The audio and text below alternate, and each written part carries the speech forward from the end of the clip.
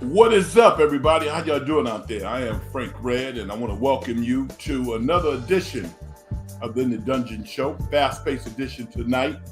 We'll probably be on for about an hour. Last night we did actually 2 hours. We won't do that again tonight. We'll be on for an hour, unless something crazy happens, and then I got to go with the flow. But my intention is to be with you for an hour, and I didn't want to lose the moment. I wasn't planning on doing a show tonight, but this was a historic day. Everything is finalized. The great future Hall of Famer Klay Thompson, one half of the Splash Brothers, is no longer a member of the Golden State Warriors. This is the end of an era. And I wanted to acknowledge it by doing a show and giving listeners out there an opportunity to maybe reflect on the 13 illustrious years that he spent as a member of the Golden State Warriors. He's moved on down to the Dallas Mavericks. And I thought it was kind of weird because it went from an acrimonious relationship, back and forth. You're not worth this. Oh, yes, I am. You're not good enough to be a starter. So all of a sudden, it felt like a retirement party. The Warriors released a statement congratulating him and thanking him for his 13 years and intimating that at some point when his career is over, his number will be retired. And presumably there'll be a statue out in front of Chase as well.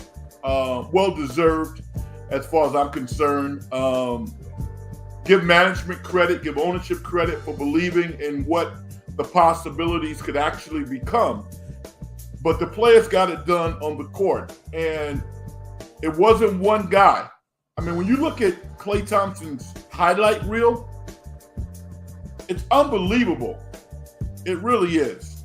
And, you know, after we go through a process of sharing our thoughts about Klay Thompson, I want to talk a little bit about how we got here, because I always envisioned him retiring as a Golden State Warrior.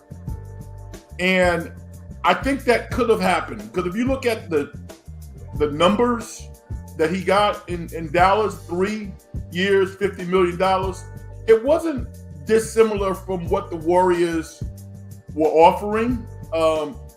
The contract in Dallas was more valuable because of state tax, and he got the third year. Maybe that was important to Klay, just to know that in my third year at age 37, I'm going to have something to do. I won't be a free agent at 36 years old trying to find a gig. So I thought that was kind of interesting. I also thought that things could have probably been handled better last year, and we'll talk about that. Some people last night talked about how Klay didn't do anything last summer, and he came into camp not in shape, and he got off to a bad start. No one can argue that. His shot selection wasn't great, and it got to a point where Steve Kerr had to show that he's the boss. And, you know, because you know they were having conversations. And the way that happened was all of a sudden this narrative came out that Klay wasn't good enough. Maybe not from Kerr. I'm not saying that came from Kerr. But the prevailing theme that's talk show radios and fans, well, he bring Klay off the bench. I even said, you know, I think Klay should come off the bench for a game or two. He had a bad run. But never, ever, ever, ever did I say or think that Klay Thompson should not be the starter. There were people who said that he should no longer be a starter. It kind of put Brandon Podzinski in a difficult situation. Obviously, as a rookie, with his bravado, his confidence, he wants to play. And he went out there and he played fairly well. But if you're Klay Thompson, a future Hall of Famer, and Klay was a great pro. And he caused a great deal of the acrimony because he wasn't playing well. He was taking bad shots. But Klay Thompson never bought into the fact that he was not one of the best 5 players. I never bought into it. Never. And at some point, Klay kind of got it together and he was reinserted into the starting lineup and overall, I would give Klay a B. I thought Klay had a B level season last year. Not A, but a solid B, which says a lot based off the slow start that he had. But at that point, the relationship, I think, between Klay Thompson and his head coach had been fractured. And it's hard being a head coach. You got to make tough decisions. You don't always make the right decision. And in retrospect, I wonder how Steve Kerr feels. Because think about this. Would Klay had him come back to Golden State had they given him the contract that he wanted? I think he would have. But the relationship, I believe, was fractured. Even go back to when Andre Iguodala was taken out of the starting lineup. And he jokingly said, I'm going to beat Kerr up. And he was joking, but the message was, dude, I don't like this. Luckily, they won a championship. And Iguodala won a finals MVP at some point, is revered, will probably have his number retired. I think he should. But the Klay Thompson, Steve Kerr working relationship, I think maybe they patched it up. I don't know, because trust is trust. To see somebody else going out there in the starting lineup and having Klay be on the bench, I don't think he dug that pretty, And from Kerr's perspective, whatever method he was using to communicate, whatever he was doing, maybe using his assistant coaches, at some point it wasn't working. So he pulled the ultimate ace, which is to take Klay out of the lineup. That infuriated Klay. It would infuriate anybody. And I'm going to tell you why. I'm going to say this too. And I'm a coach. I was a player. I had problems with coaches, but I love my coaches.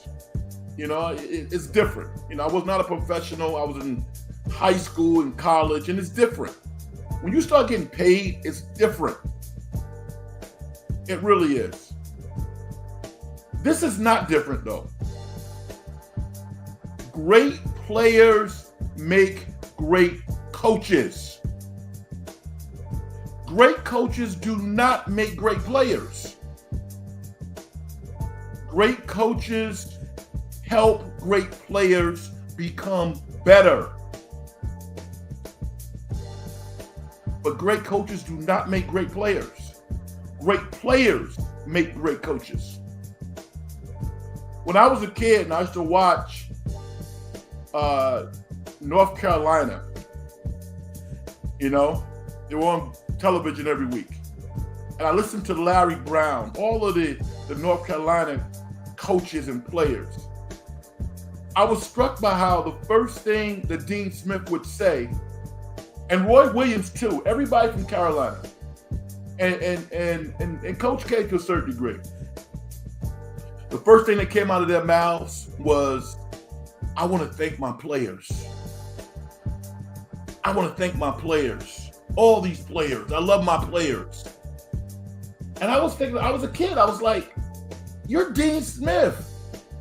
You won the game, coach. Larry Brown, you won the game. You got the name. We don't really, yeah, they're players, but you won the game. And then I got older. And I became a player.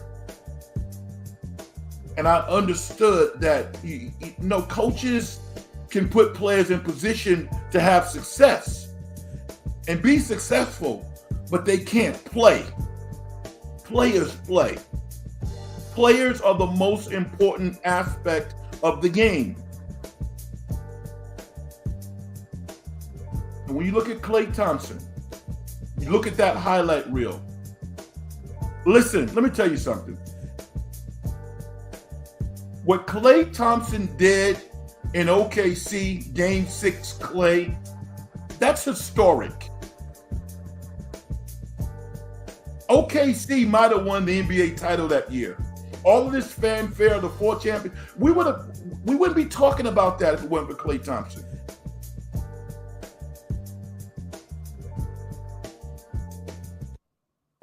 We would not be talking about that.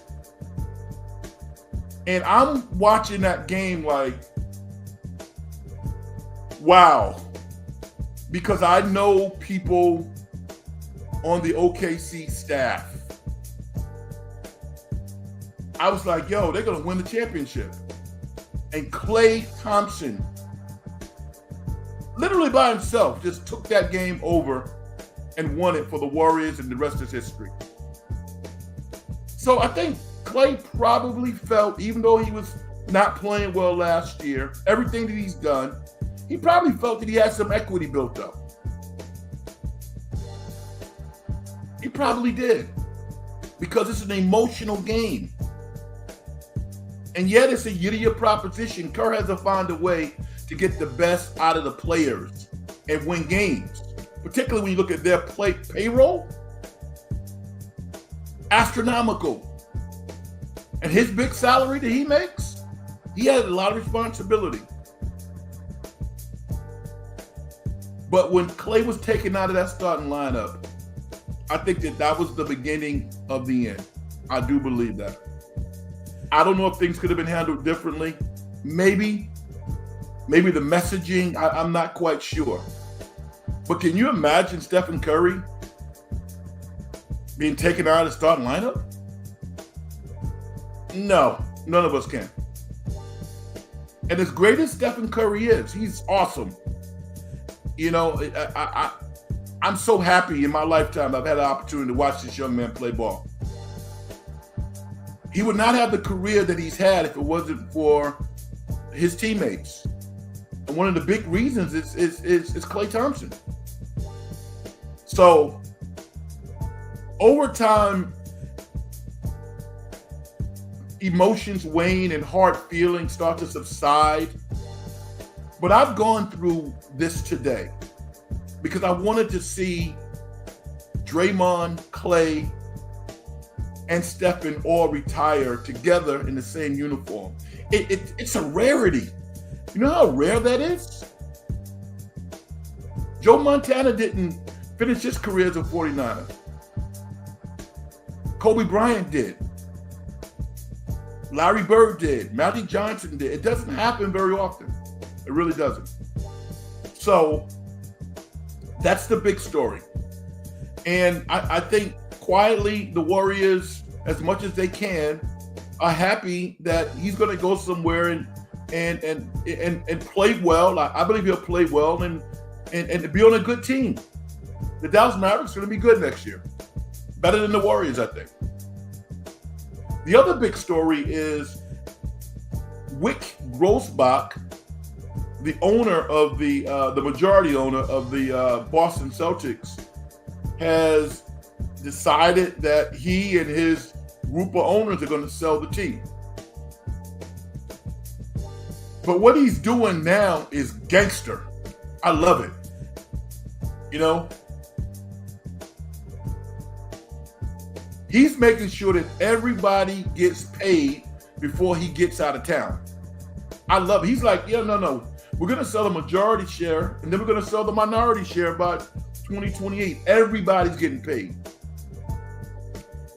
You got to love that owner. If you're a player, you love that guy.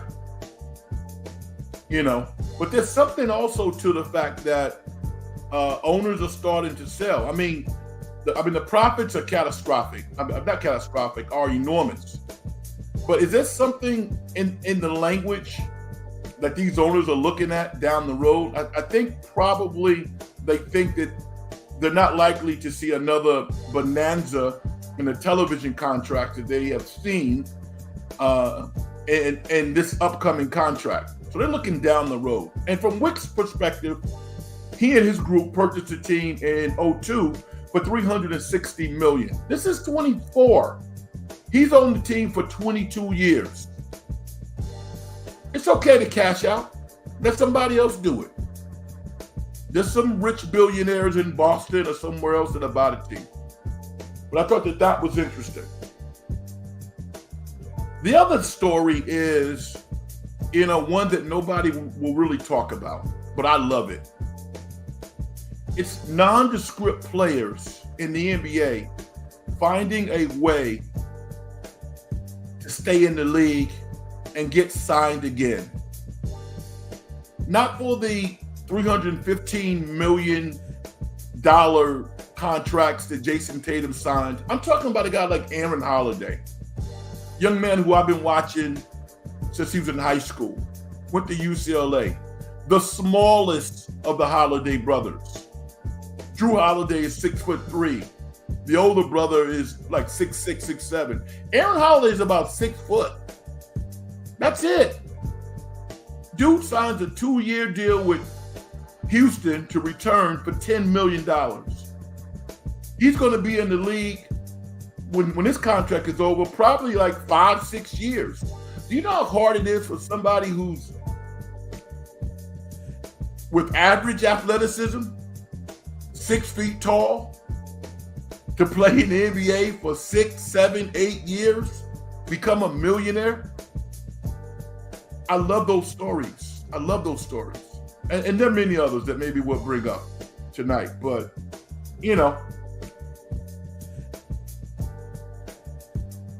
I get hyped up, y'all. This stuff matters to me. It really does. Thank you for being in conversation with me. I really appreciate it. My name is Frank Red.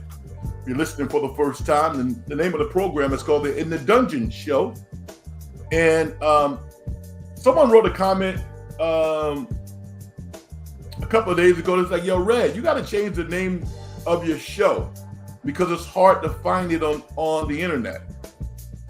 I'm never going to change the name of my show, but I'm interested in any ideas that you might have, tags, things that I can do to make it easier for folks to find the show if they can't do it. The way that people are showing up now, it's not like it's impossible, but if you have any ideas about how I can make it easier to find without changing the name, because I'm never going to change the name, please let me know. Hit me up at Big Frank Red on X. I love to engage in conversation. I'm accessible. And hit the like button. You guys are becoming more and more helpful in that regard. If you like what you hear tonight, make sure you hit the like button. It certainly helps the algorithm that I don't know a lot about, but it does expose the show to more people. All right, let's go out there and get some of these comments on the board. My man SG just wants to say what's up. What's up, brother? How you doing? Thank you for checking in. AB, thanks for the show tonight, Frank. It's my pleasure, man. As a Warrior fan, I'm very heartbroken that Klay Thompson decided to part ways with this illustrious basketball franchise. Yeah, it's a two-way street. They could have kept him if they wanted him. Glendocious, man, who's going to guard the opposing team's best guard between Luka, Kyrie, and Klay? Dallas will be great on offense, but will be lacking tremendously with perimeter defense. Yeah, J. Kidd got to be a little more creative, right? Play zone, dude. Play some zone. Play a little.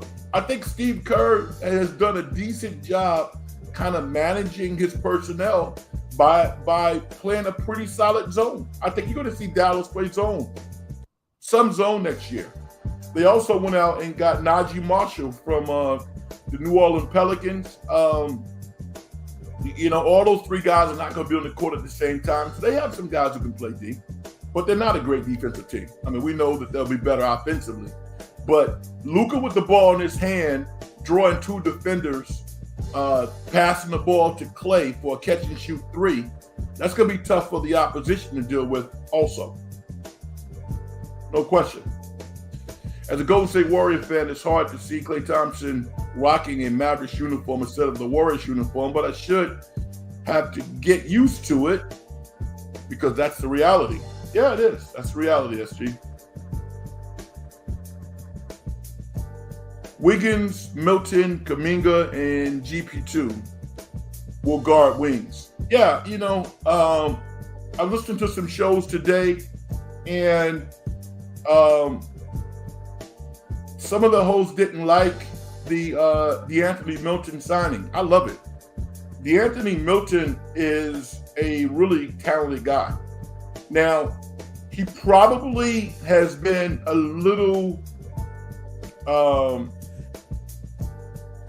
unspectacular over the past 2 seasons.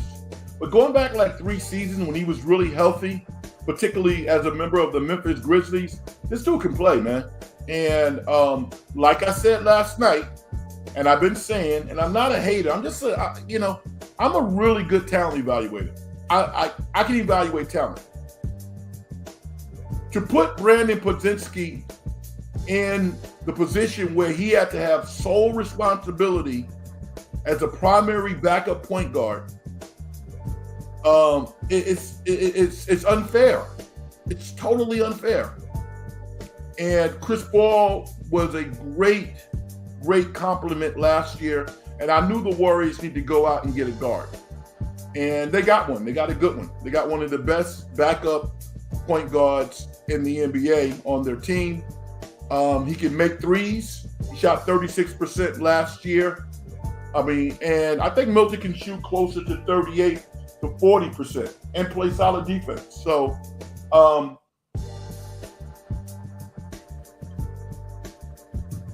that's the highlight. I don't know if it's a great offseason. I would say no at this point, but that was a good signing. The great Vicky Boone. How you doing? The business of basketball and all sports suck. Yeah. How you doing, Vicky? Jimmy, how do you think this bolsters Dallas? I still don't think they have enough to get over the top. I disagree with you. Think about it. Dallas couldn't compete against Boston because Boston had better players. Dallas is never going to be the top defensive team in the league, but they made it to the Western Conference. They won the Western Conference last year. That doesn't mean they're going to win it this year, but they're potent offensively. They really are. I think Lively played his ass off as a rookie. I think he'll play better next year, the second-year player. Gafford is still there. There's another kid that I thought the Warriors were trying to fly away from Dallas that I think might get some light next year too. I don't know the kid's name, but he went to Marquette. He was drafted, I believe, in the second round. He's on their bench. He's going to play some next year. He is good player. Losing Josh Green is going to sting a little bit, but I think Dallas is going to be top 3 in the Western Conference next year. I don't think Boston will be quite as good. I think Al Horford's a year older. Porzingis coming off an injury. Jason Tatum and Derek White and Jaylen Brown, they're going to be walking around with heavy pockets too with all that money hanging out of their uniform. Literally, you got to be like a Jordan type mentality because when you're trying to play for the contract, it's a little different. You're Jason Tatum. You all booed up now. You got $315 million. You got to really love this game, man, to come out and play your ass off every night. It's going to be interesting. Derek White, $125 million. Philly's talented. Whether or not they can get to the finish line with the injuries, we don't know. I love what my Knicks did. It was tough losing Hardenstein, but we knew we were going to lose him. You can't keep everybody. He's going to make OKC the best team in the Western Conference, to me. Doesn't mean they're going to win it, but They're the most talented team. And I love what Presti did. Presti paid the guys that they developed. I love that. I love it when the underdog rises up and gets the prize. You know, Sam Presti to me, he's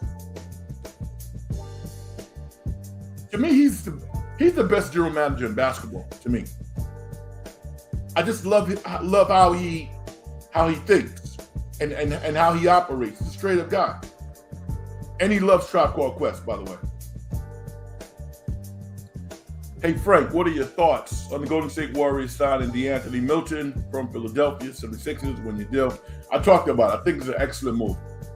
And they knew that they had to move quickly because he was going to be off the market pretty quickly. AB says, hit the like and subscribe, guys. I dig it, man. Frank's a real one and provides pure content, all show, no fluff. I appreciate you, brother. Thank you.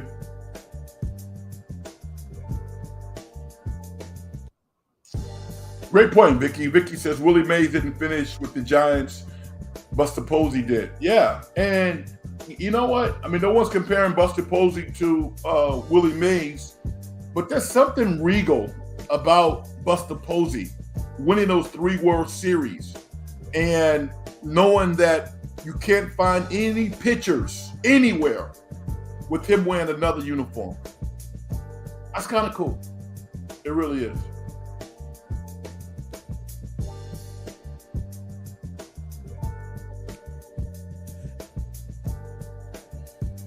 What's up, Ron? The Mavericks offense is too iso ball.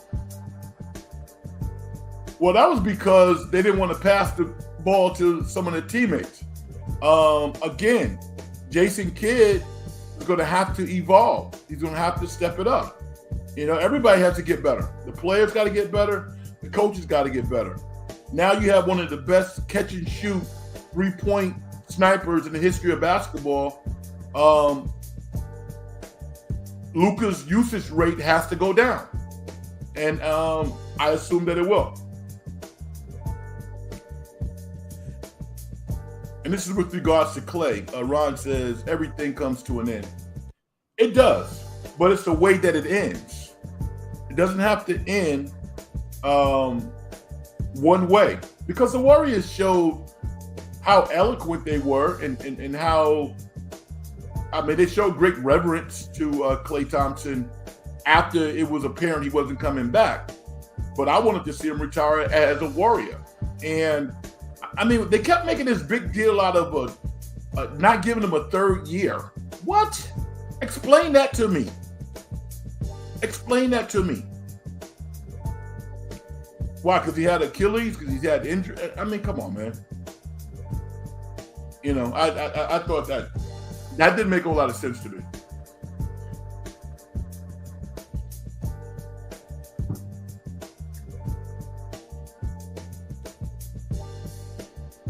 Jimmy says, where do you think the Lakers could go from here? Seems like LeBron is really pushing to add talent, but they haven't added anybody yet in free agency or by trade. The Lakers are in trouble, dude. There's 2 players that I think are decent that could,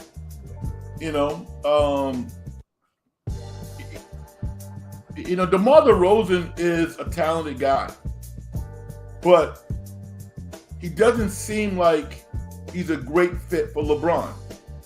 And he's a smallish forward.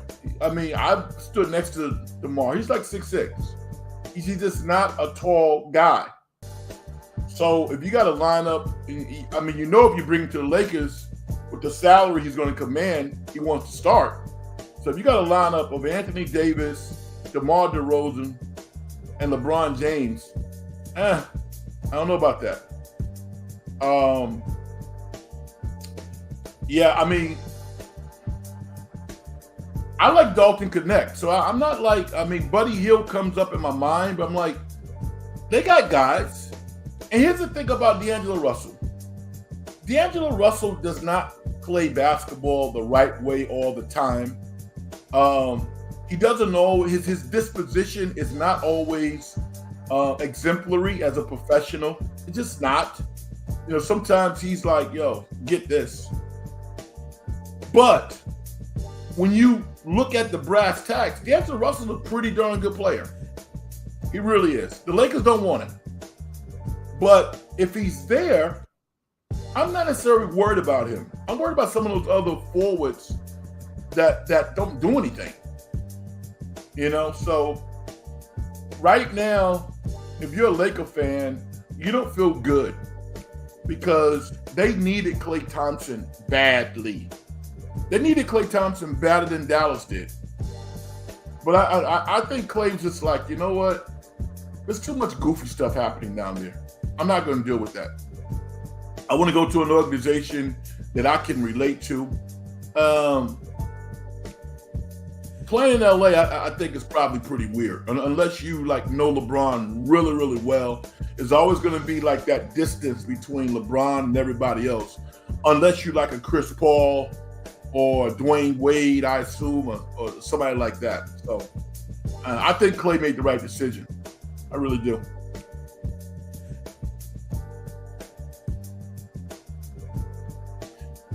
Vicky says, Sacramento still hasn't done anything to get better. How come?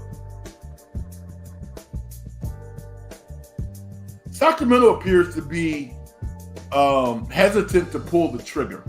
You got all of these names out there about, Kuzma and Laurie Marketing and some of these cats. Vicky, to be quite honest with you, the only player that I think that they need an upgrade for is Harrison Barnes. And I don't know if they don't want to give away picks or whatever the deal is. But they need to improve that position. Otherwise, they'll kind of be in the same spot that they were in last year. I think they got a solid draft pick in Devin Carter. He's going to play. He's going to impress a lot of people who haven't seen him play. But they certainly need a complement to Keegan Murray that's better than Harrison Barnes. I totally agree with you. And they're running out of time. They really are.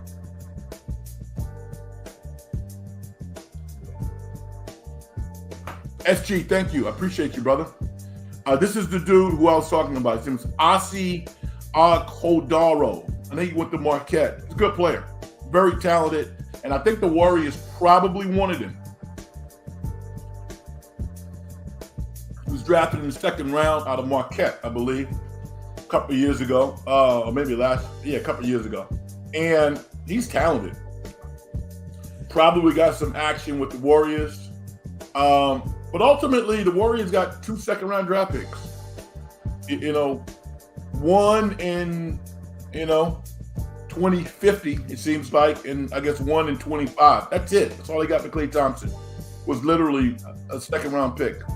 Ouch. Klay is probably not going to be... What? Why not? Klay was negotiating with Dallas about being in the starting lineup. They'll probably put him at small forward. They'll start the forward from Carolina, PJ Washington, Lively, Gafford, Luka, Kyrie, Klay. Klay starting, man. Really? Come on, man. Klay starting.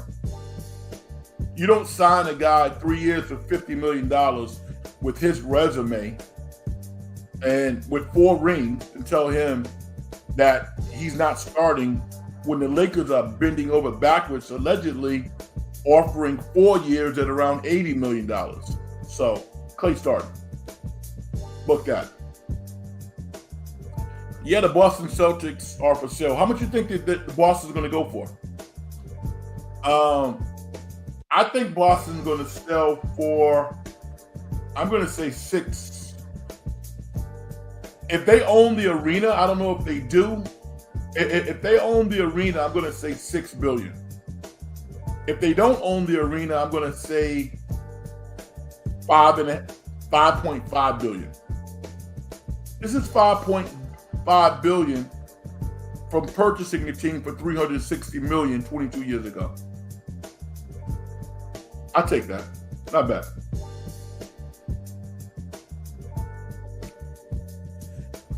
Try to get Cyrus on, please. You like Cyrus? What do you think of Cyrus? I would love to get Cyrus on, and he'd probably come on. The only thing about that is that I don't want people pissing him off because he's sensitive. He's sensitive to people in the comments who say negative things about him. So I wouldn't want my audience to piss him off.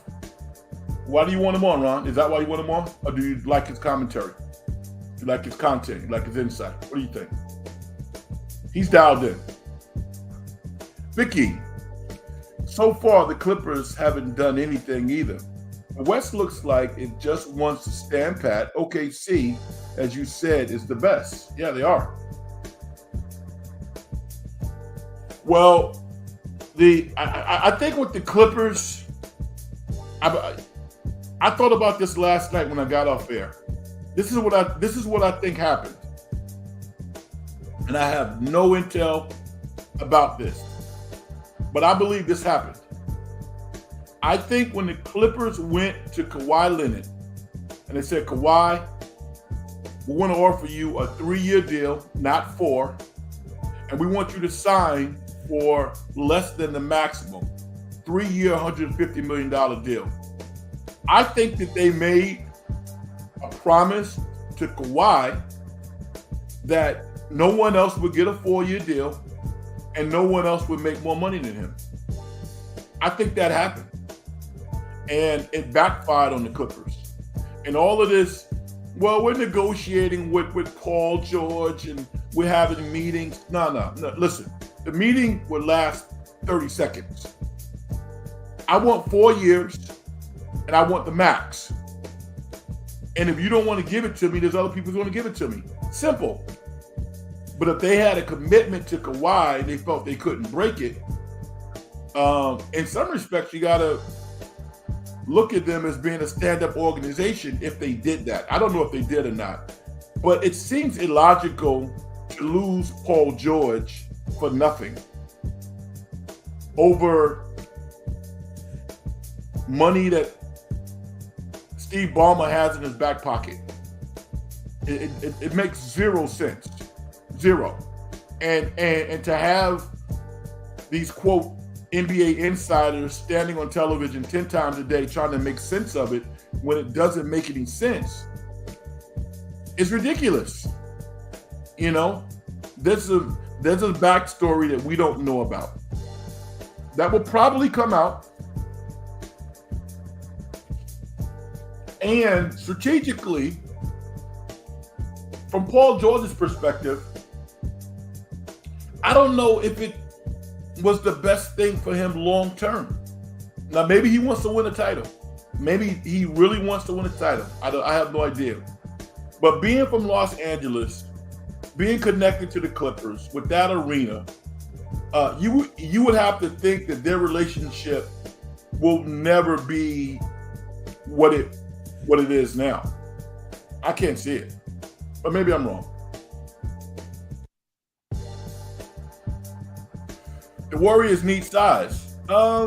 They drafted Quentin Post, 7-foot strong man out of BC. He's actually, he's a big guy. He's a big guy. Whether or not he'll be on the active roster, I have no idea. But I think free agency is all but dried up. It would not surprise me at this point if you're looking at Draymond Green, Andrew Wiggins, Kuminga, Stephen Curry. I don't want to see Brandon. And Brandon Podziemski starting, I guess. I mean, Jesus. Moody. One thing I'm interested in seeing, and I'm sure you listeners are as well, I want to get a good look at Leaky Waters, the guy that they draft, not the guy that they signed traded for from OKC. I want to see the kid. I want to see him. Maybe he is a really talented guy that just there was no room for him in OKC. We don't know. Hopefully we'll see him in the summer league. Vicky thinks the Celtics is going to sell for $7 billion. Wow. That's a big number. SG, you can't do basic math, dude. $3 billion? Really? Explain that.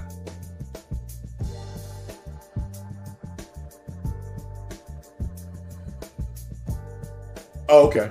You're talking Cyrus, like his content and knowledge. Yeah. I dig that.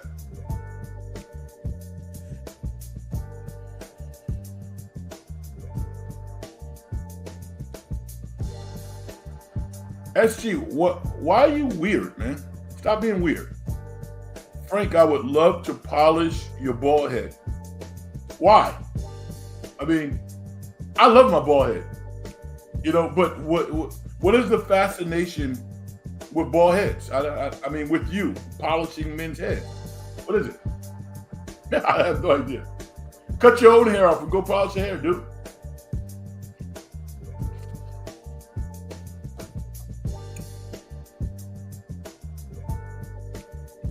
The great Mark Graves, how you doing? How are the Clipper season ticket holders feeling going into the new arena and paying top dollar? Wow. Yeah. Mark, you've seen Steve Ballmer just go ballistic in a good way when he's excited about certain things. Can you imagine how angry he must be right now?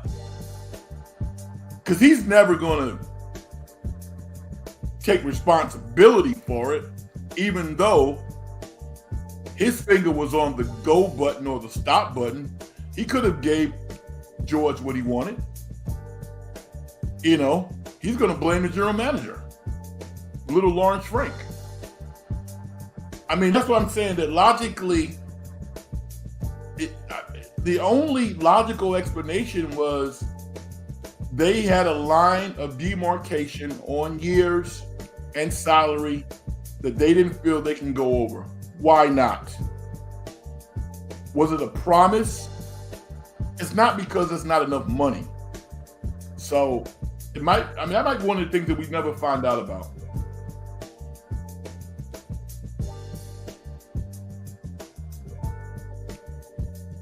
Frank, you're very goofy and funny. I love your humor. Yeah, you're goofy too. Would Laurie be a good fit with the Warriors? Oh, man. I think I'm in a minority, but number one, the only way that I could see Laurie Marketing being on the Warriors is if Draymond Green was not on the Warriors. Because I think at some point those guys be fighting, man. I do. You know, and I'm being somewhat facetious, but he doesn't appear to be a Draymond Green guy to me. He just doesn't. And I'm going to tell you why. This dude is talented. I'm talking all-star level talented. Why doesn't he average 10 rebounds a game? He's like 6'10", 6'11". You know? Think about, use your imagination right now. Where does Laurie Marketing spend most of his time? At the three-point line. Does he have a post game? Yes. But where does he spend most of his time? On the perimeter. While Draymond Green is doing all the dirty work? Fans, I think, would like him because he's a good player. But that grit and grind mentality that has been a part of the Warriors' fabric for so many years, notwithstanding, the beautiful shooting that they can do, they're really a tough-ass team. When the Warriors are winning championships, they were one of the top defensive teams in the league. Laurie Marketing's been traded a bunch of times. Utah, why would Utah trade him? It has nothing to do with his talent. I just think it's how he sees the game. I don't want my most talented player spending most of their time on the perimeter shooting jump shots. I don't want that. The reason why Jokic is so damn good is because he does it all. You want me to go inside? I'll go inside. You want me to shoot the three? I'll shoot the three. Marketing should be a Nikola Light, but he's not that type of player. He's not. He's not a rugged, tough guy. He hasn't exhibited that talent yet, and that's the one thing that bothers me. So if I'm the Warriors, if I got Draymond Green on that team, no, I don't think that I would take him. And here's the other thing: you got to pay that guy. He's at the stage of his career where he is deserving of a big-time contract based off his talent and production. But how does that lead to winning? If you're going to take a lot of shots, I want you rebounding a lot of shots. Now, you wouldn't have to worry about Wiggins because he would be gone. But I even heard people I respect say, yo, trade Kuminga for him. I wouldn't trade Kuminga for him. No way. I wouldn't do it.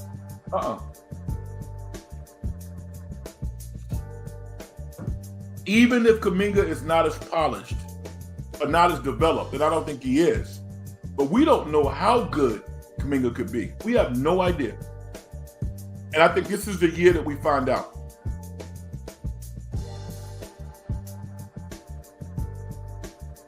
Jimmy says, seems like Jeremy Grant from Portland could be a good trade candidate for a contender. I agree with you. I totally agree with you. And I think that the Lakers are probably knocking on Portland's door, to take a D'Angelo Russell. Jeremy has a pretty big contract, but I'm with you, Jimmy. I think he's a good player. I would love to see the Warriors trade Wiggins for him. Not necessarily because he's that much better, but he shows up every game, man. This dude plays hard. Plays rough, rugged, pretty good player, not great. But I like him. I do like him. I respect him.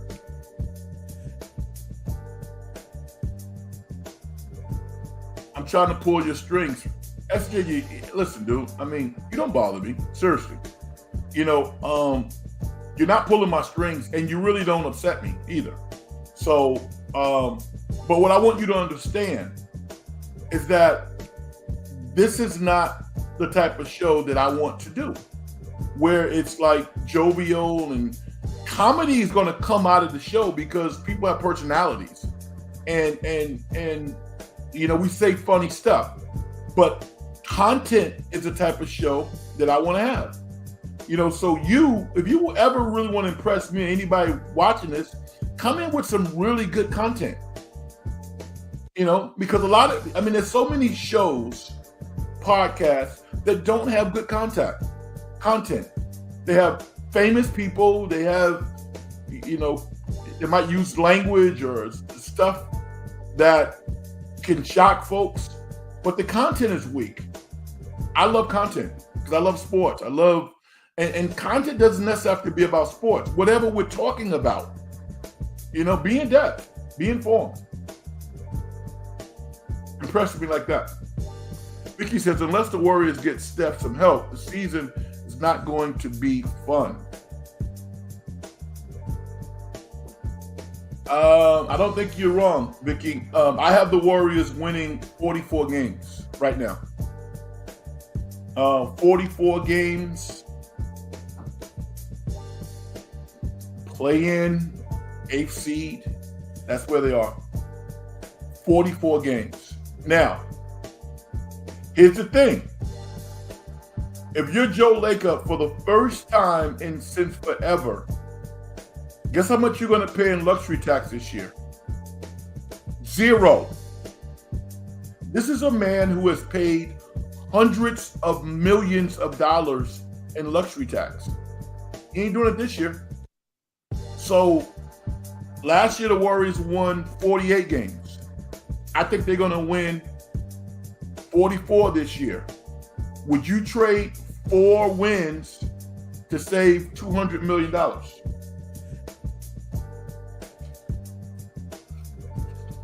Because that's where we are, folks. That's where we are. That's where we are.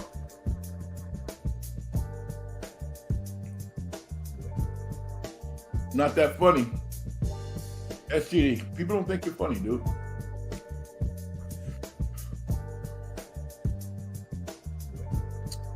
Tim Jones, they're not eating pussycat with these. Explain that, please. Vicky's kind of riding with me. 40 to 44 games, I agree. Yeah. And I would even say, Vicky, I think you and I are right there together. They might win 46. They might win 42. That's why it was imperative that they go out and get DeAnthony Milton, because they're going to win a lot of close games. I think probably at home.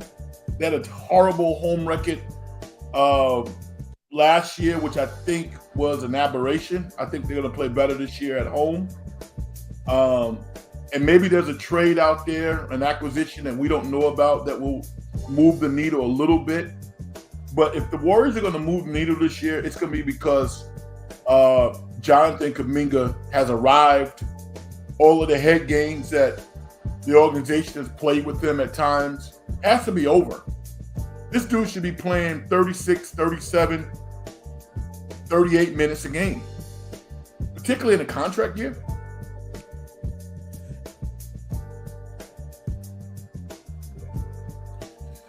AB, Laurie doesn't really fit the Jazz's timeline, and I think Ainge values him more as a trade asset. He's an expiring contract next year, and Ainge might think he could lose value as a $40, $50 million player. Yeah, I think you're right. But why would he lose value if he's playing hard and putting up crazy numbers? It's the opposite of that. Danny Ainge feels if I pay this guy $40, $50 million, he's not going to play. Bottom line, he's not going to play. And the Warriors are very meticulous, very smart as an organization. They don't want to pay him that kind of money. And Ainge, the shark that he is, I would agree with you, is trying to get assets for a talented guy who doesn't always produce. Tim Jones says, they're not eating pussycat with them. Dude, I don't understand this.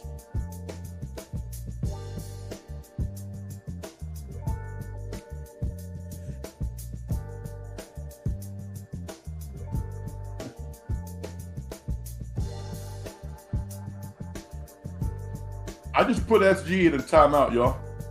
How about that? He needs a timeout. Hey, Vicky, I hope Moody gets playing time as well. Stop the head games and let's see what they got. I agree with you. Totally agree. Totally agree. Ron's like, fantastic. What took you so long, Frank? Yeah. I'm not very technical, but I'm learning how to use the dashboard, the interface. Yeah. It's going to be interesting. One thing that I think Warrior fans might want to look at is less is more. With Paul George going to Philly, they're not going to be as good. So you can kind of, not cross them off, but they're not going to be as good. The Warriors are better, to me. If you look at both teams, I think the Warriors are better. Now, the Clippers, I think the Clippers are probably going to sign DeMar DeRozan. I think he's a better fit with them than with the Lakers. If they can do a trade with Chicago, a signing trade. I think he'll probably be in LA. He has a really good relationship in Chicago with that organization, so I think that they probably want to help him. And, you know, if Kawhi can play 75 games this season, I don't know if anybody's betting on that. They'll be decent. They got Zubac, Kawhi, presumably DeMar DeRozan. You have Harden. You know, they'll be okay.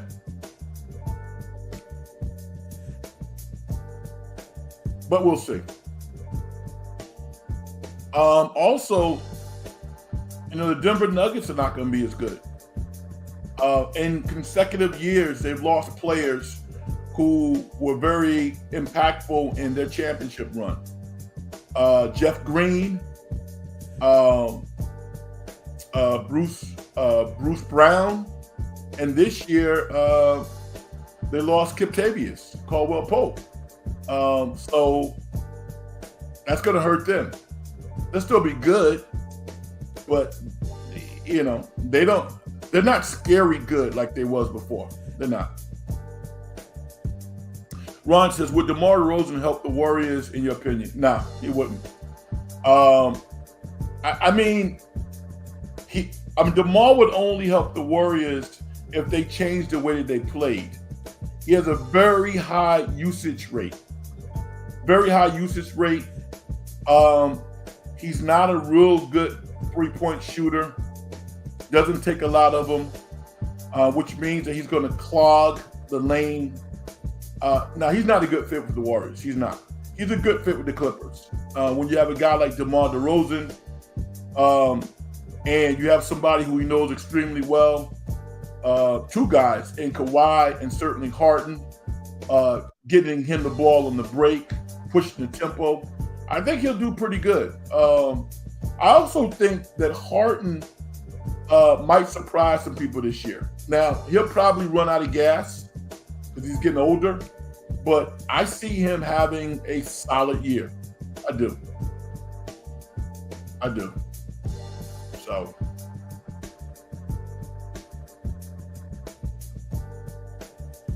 but yeah, another one of those players is DeLon Wright. DeLon Wright gets a job every year. He signed $3.3 million with the Milwaukee Bucks. This is probably like year 12 or 13 for DeLon Wright, which is amazing. You guys know that he went to San Francisco Junior College. That's where he started his career, and then he went to Utah. He's had a phenomenal NBA career, he really has. Based on where he came from, what a great career.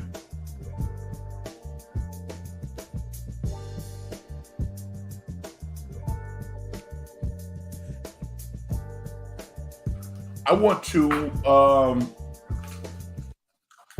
just in general,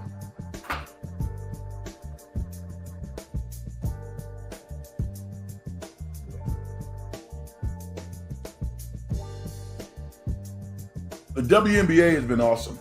I don't know if you guys are watching it, but it's been awesome. It really has been. And I've had so much fun. I'm so proud of these young ladies. They've been balling.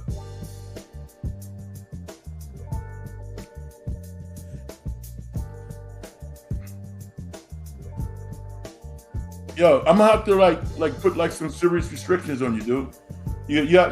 I mean, you either gonna like get on board, or I'm gonna like, keep you in timeout, man.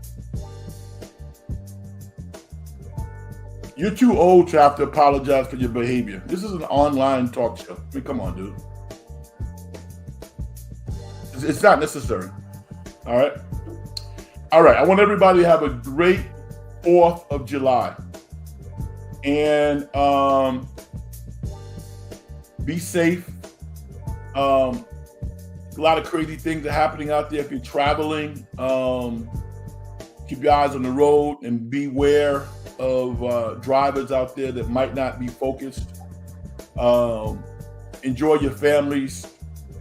Have a nice cheeseburger with pickles, a lot of cheese, a little bacon. For me, I probably won't have one. I'll have something else. Hot dogs. Have a nice meal for me. I bought a nice watermelon that I'm going to jump into on the 4th of July. Vicky, what do you mean by this? What happened with Clark and her coach? What do you mean? I'm not up on that. Educate me. But yeah, this is a real big travel season, and I want to make sure that everybody gets an opportunity to check out my next show. So be safe. All right.